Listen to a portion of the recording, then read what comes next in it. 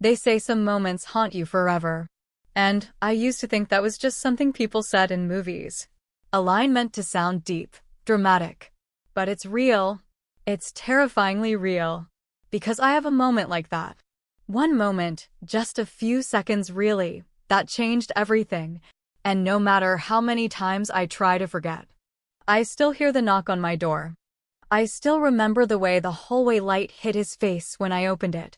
His eyes were soft, hesitant, like he already knew this was a line we weren't supposed to cross.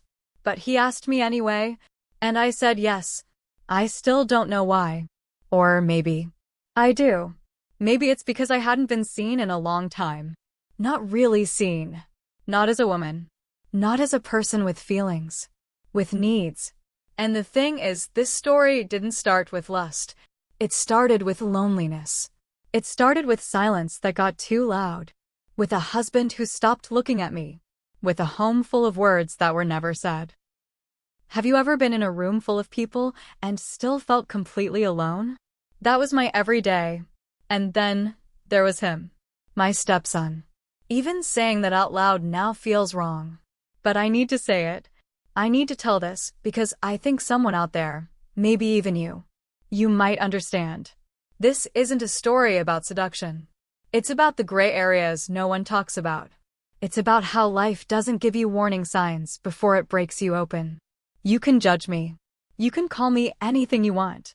But before you do, just listen. Listen to the whole story. Because I swear, I didn't go looking for any of this. It just happened. And maybe, just maybe, you'll see that it's not always about right or wrong. Sometimes it's just about being human. So, if you're still here, if you're the kind of person who understands that people are more than just their worst moments, subscribe now to Heartfelt Tales Unfold if you believe the human heart is full of secrets worth sharing.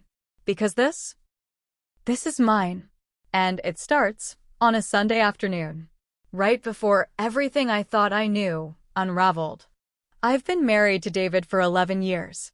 At first, we were like any other couple in love, light teasing in the kitchen, whispered jokes at night, fingers grazing when no one was watching.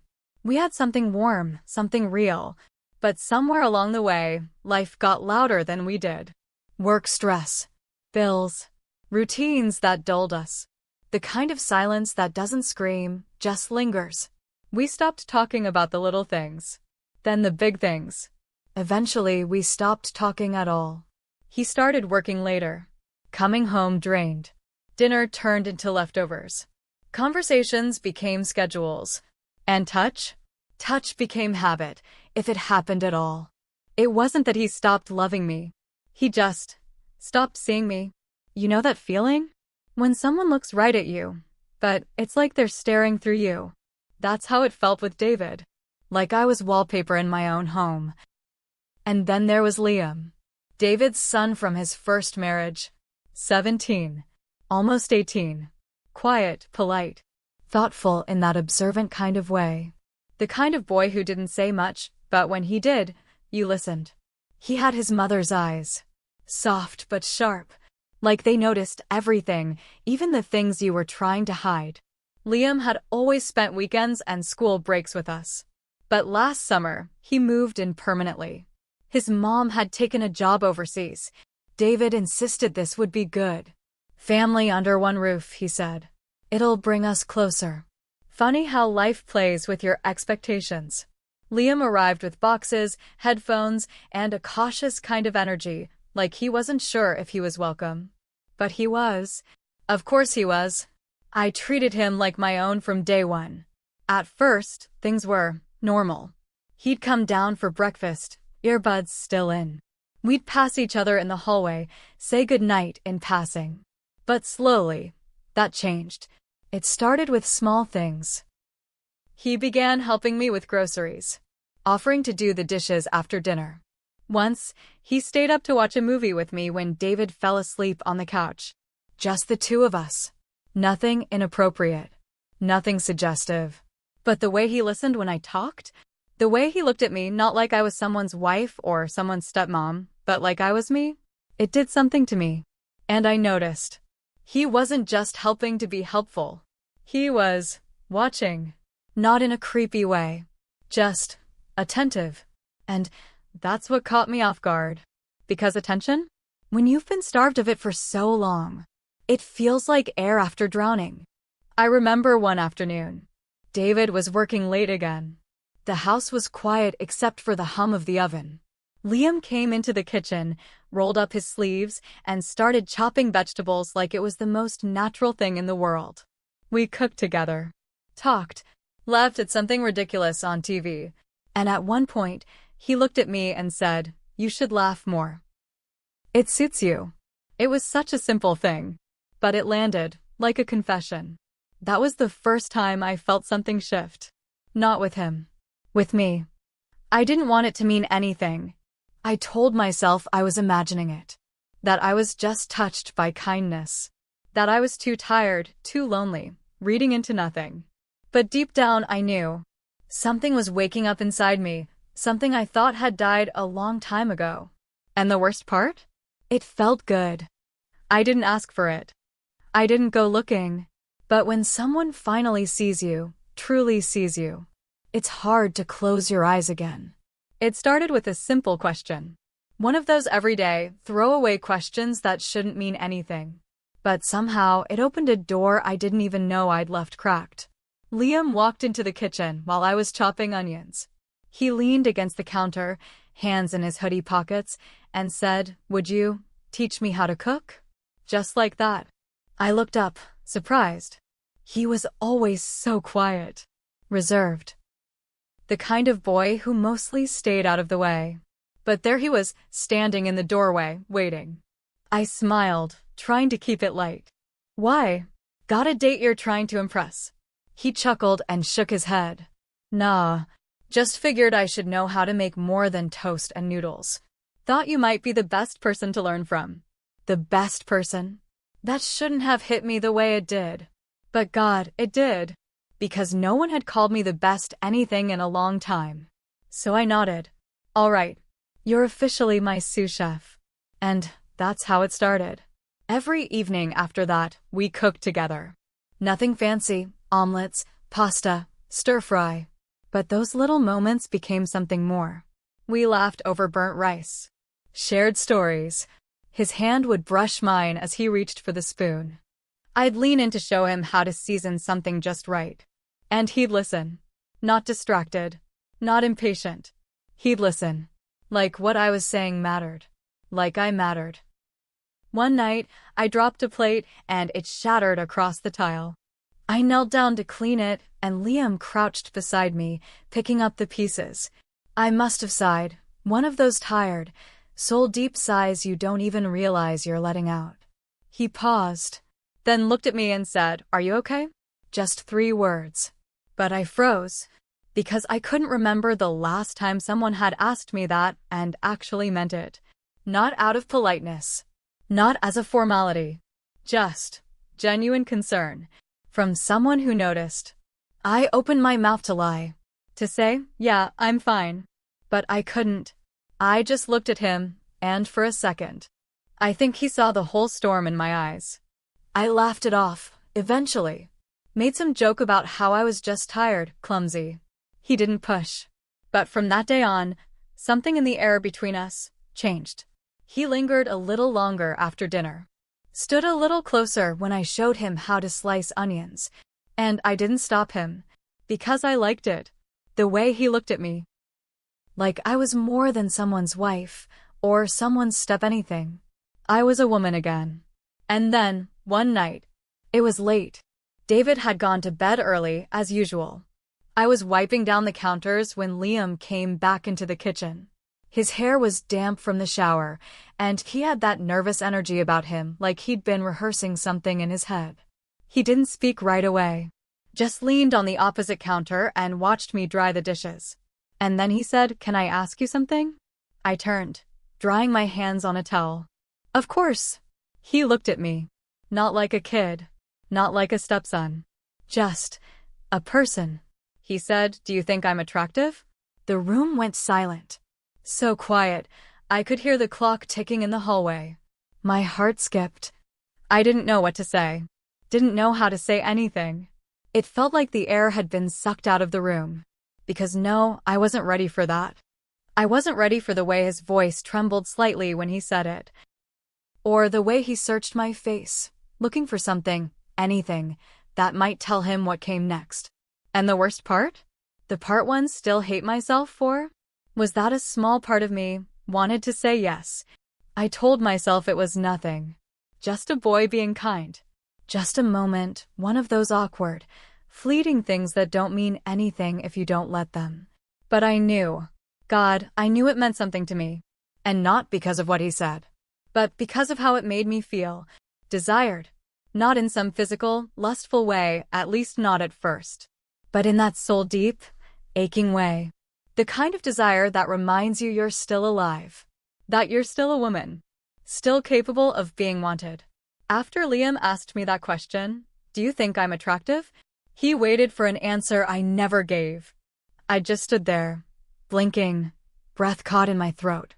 He eventually looked away, muttered, "Sorry, I shouldn't have asked," and disappeared down the hallway. And I just stood in the kitchen, clutching a dish towel like it could anchor me. That night, I laid in bed next to David, my husband, my partner of over a decade, staring at the ceiling. He was snoring softly beside me, turned away, just like every other night. I reached out and touched his back. Lightly. Almost hoping he'd wake up, roll over, ask me what was wrong. But he didn't move. He never moved. And I remembered, months ago, I had told him I was feeling off. Sad. He told me to go get a massage or take a nap. He said, "You're probably just hormonal." And that was it. That was the conversation. That night, I remembered all of it, his dismissal, the emptiness between us, the way his fingers barely grazed mine anymore, even when we shared a bed. And then, in the middle of all that, I thought about Liam. His eyes. His voice when he asked me. Not confident. Not cocky. Just vulnerable. I told myself I was being ridiculous. I was the adult. The responsible one. But responsibility doesn't silence loneliness. It doesn't quiet the echo of your own laughter in a kitchen where no one else is listening. It doesn't fill the space in a bed that's warm but somehow still cold. And when Liam came down the next morning, silent and avoiding my eyes, I felt this twist in my chest. Not guilt. Not yet.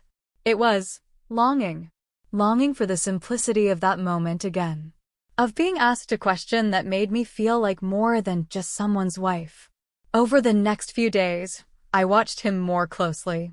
He kept his distance. He was polite, as always. But something in him had shifted. Or maybe, something in me had. Was I imagining it? Or had he started lingering when I got dressed in the mornings? Was I reading too much into his smile? Sometimes I'd catch him watching me. Not in a crude way. Just watching, like he was waiting for something. Or maybe hoping I'd say something first. I told myself to ignore it. To brush it off. I cleaned harder. Cooked more. Stayed busy. But it kept creeping in. Every time David canceled dinner plans, or walked past me without noticing my new haircut. Every time I reached for his hand and he was scrolling on his phone. I felt it. That hunger. That whisper of what if. And it scared me. Because I wasn't the type of woman to think about someone else. Let alone someone under my roof. But I was thinking. I was wondering. Not just about Liam. About me. When did I stop feeling like a woman? When did I become just mom, or wife, or background noise? The guilt started as a flicker. A quiet voice in the back of my mind saying, "This is wrong." But then another voice would whisper back, "But what if it feels right?" And somewhere between those two voices, I got lost. I started wearing lipstick again. Started brushing my hair a little slower in the mirror. Started noticing how often Liam passed by the bathroom when I was in it. I told myself it didn't mean anything. That I wasn't doing anything wrong. I was just existing. But deep down I knew. I knew I was playing with fire. And I wasn't sure if I wanted to put it out. Or see how close I could get before it burned me. It didn't happen all at once. There was no single moment where everything tipped over. It was little things. Quiet things. Things that on their own might seem innocent, but together, they built a path we shouldn't have walked. It started with the questions. Not casual ones. Not the kind teenagers ask when they're bored or being polite. They were personal. Deliberate. Thoughtful in that way Liam always was.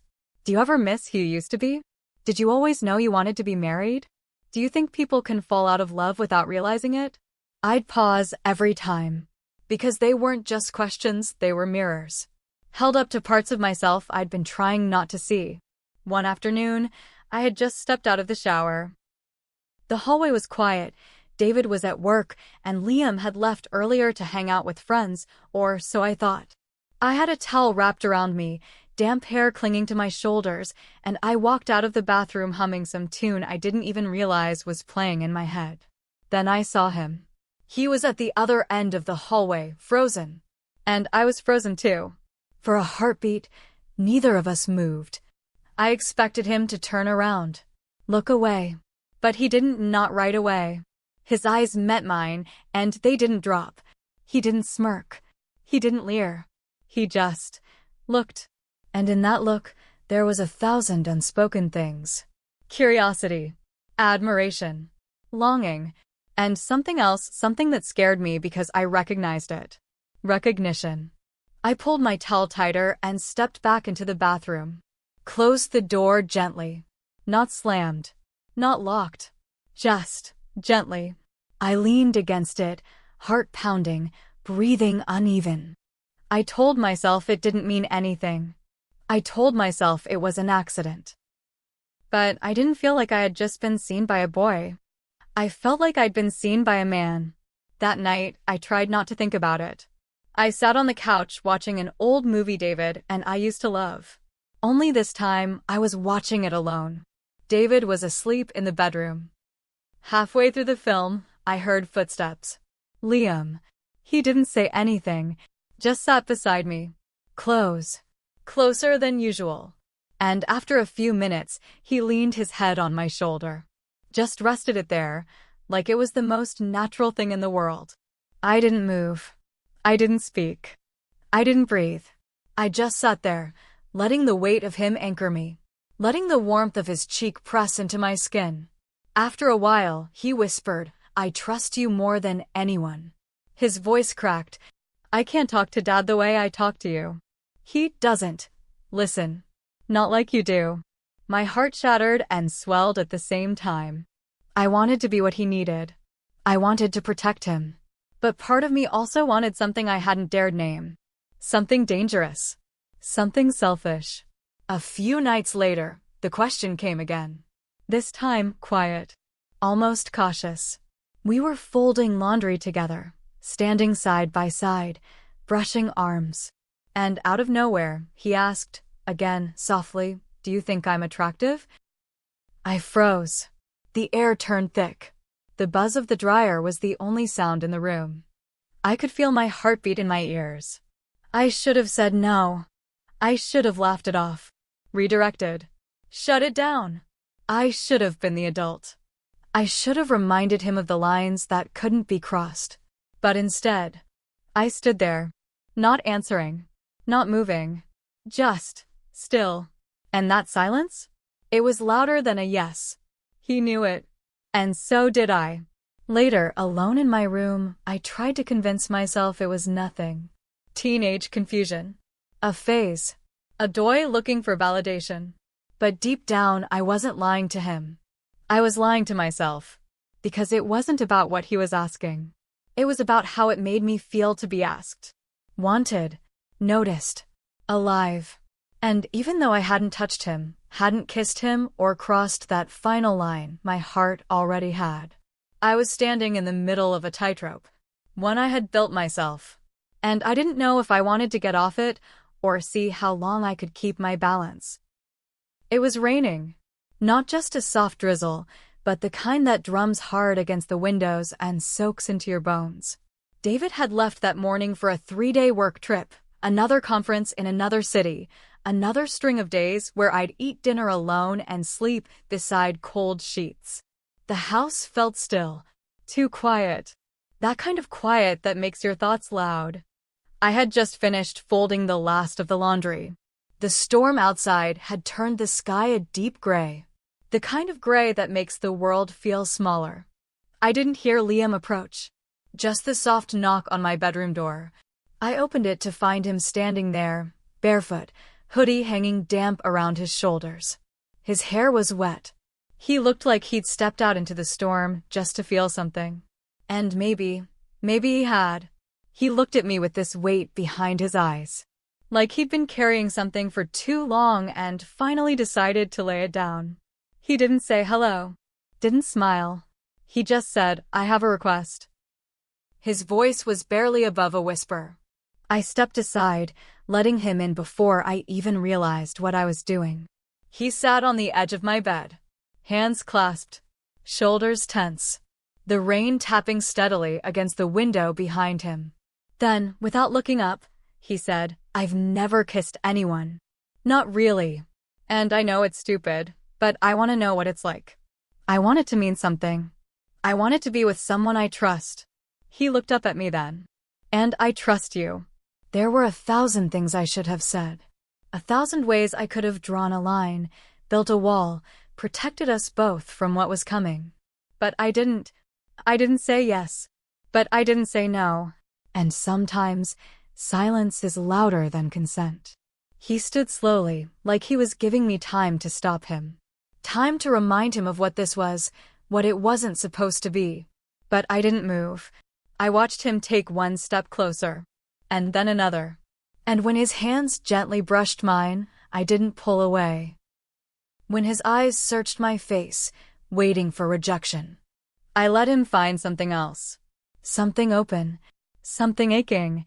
And when he kissed me soft, trembling, hesitant, I didn't stop him. I didn't guide it. I didn't deepen it. But I let it happen. And in that moment, I forgot everything. My name, my age, my guilt, my title. I just felt alive. Not proud, not even safe, but alive in a way I hadn't felt in years. It wasn't passionate. It wasn't reckless. It was tender, scared, fragile. Two people, one too young to fully understand what he was asking for, and one too hollow to admit what she was giving into. When it ended, he didn't say a word. He just looked at me, eyes wide, breath shaky, then turned and quietly left the room. And I stood there, still, alone, listening to the storm outside, and the one that had just started inside me. The next morning, Liam couldn't look me in the eyes. He came downstairs late, later than usual. His hair was still damp, his hoodie pulled tight over his head like he wanted to disappear inside it. He mumbled something about not being hungry and grabbed his backpack off the counter. Didn't touch his coffee. Didn't wait for me to say anything. Just left.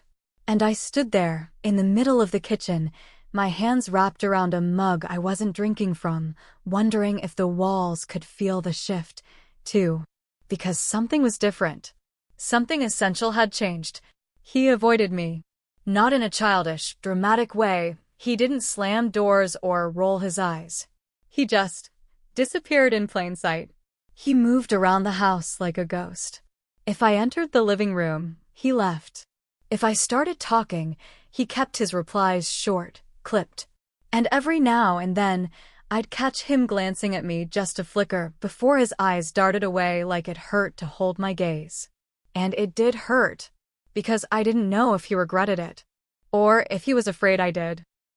The guilt came slow, like a cold draft under the door. At first, I tried to bury it in routine. Laundry, cleaning, chores, cooking meals no one commented on. But nothing tasted right. Nothing felt steady. And I couldn't breathe around him. The silence between us wasn't just awkward, it was loud. Too loud. And the worst part? I kept pretending. I acted like nothing had happened. Like he hadn't kissed me. Like I hadn't let him. Like we weren't unraveling in front of each other in slow motion. David came home 3 days later. Walked in with that same travel-weary sigh he always carried after a trip. He kissed my cheek out of habit, dropped his bag in the hallway, and I watched him like he was a stranger in our home. His voice too loud, his laugh too forced. He talked about his meetings, his hotel, the flight delay. But something felt off. Not because he knew anything, but because I did. And suddenly, everything about our life together felt staged. Like I was living in a house built on sand. That night at dinner, we all sat around the table, David, Liam, and me. The three of us. And it was unbearable. Liam barely touched his food. He kept his head down, chewing slowly, mechanically, like he was counting the bites just to make it through. David didn't notice. Of course he didn't. He never noticed. He asked Liam how school was. Liam shrugged and said, "Fine." That was it. That was the whole conversation. But I noticed Liam's fingers twitching slightly against his fork, his leg bouncing under the table. I could feel his tension in my own chest. And I could feel mine, drowning me. That night, David fell asleep watching TV, as usual. I lay next to him in bed, staring at the ceiling again. Just like before. But I wasn't numb anymore. I was aware. Of every breath. Of every thought. Of the weight of what I'd allowed. I heard Liam's door creak open down the hall. Not footsteps. Not movement. Just that one creak. And it sent a chill down my spine. He didn't come to me. And I didn't go to him. But the air was thick with what we didn't say. And the space between us, between all three of us, was no longer safe. Was I a monster? Or just broken in places no one could see? That question followed me everywhere. It lingered in the corners of my reflection when I stood in front of the mirror, brushing my hair. It echoed in my footsteps as I walked down the hall. It clung to the smell of morning coffee and the sound of David's snoring. I looked the same. Same skin. Same smile. Same woman on the outside. But inside, everything had shifted. And I started to question who I really was. Was I still a good wife?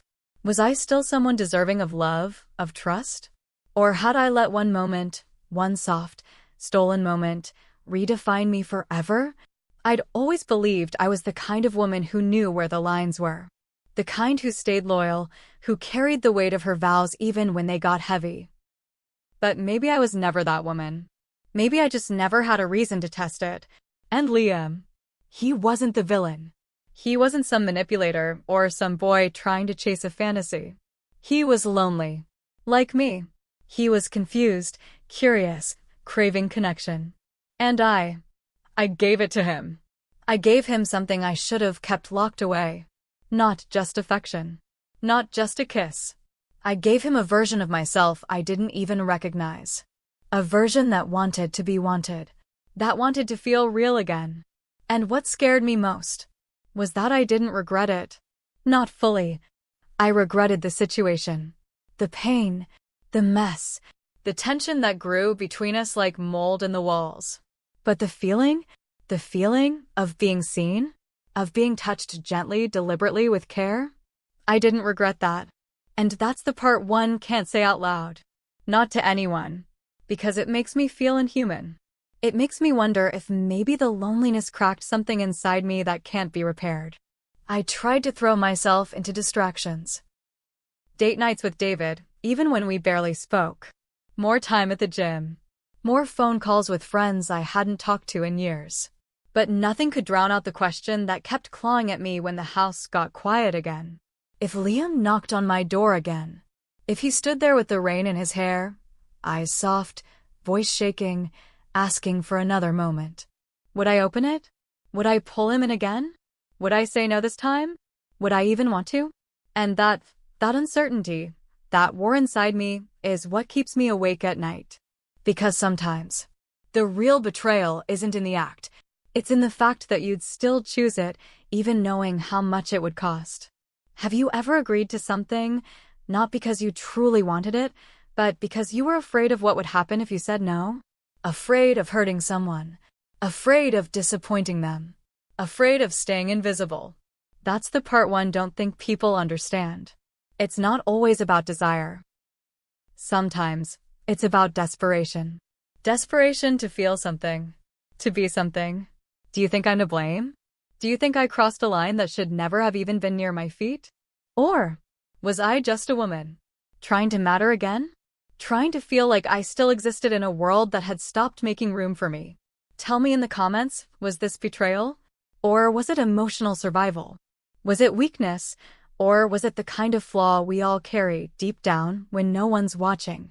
Because I don't pretend to be perfect. I'm not here to ask for forgiveness. I'm just telling the truth. My truth.